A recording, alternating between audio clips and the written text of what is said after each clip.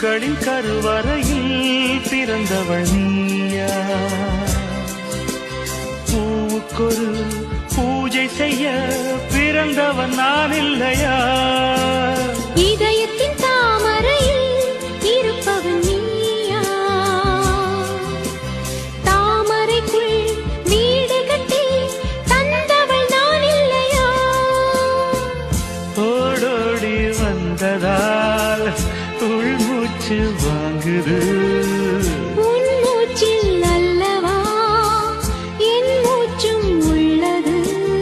ஒன்றானது ஒரு காதல் தேவதை பூமியில் வந்தாள். ஒரு காதல் காவியம் கையோடு தந்தாள்.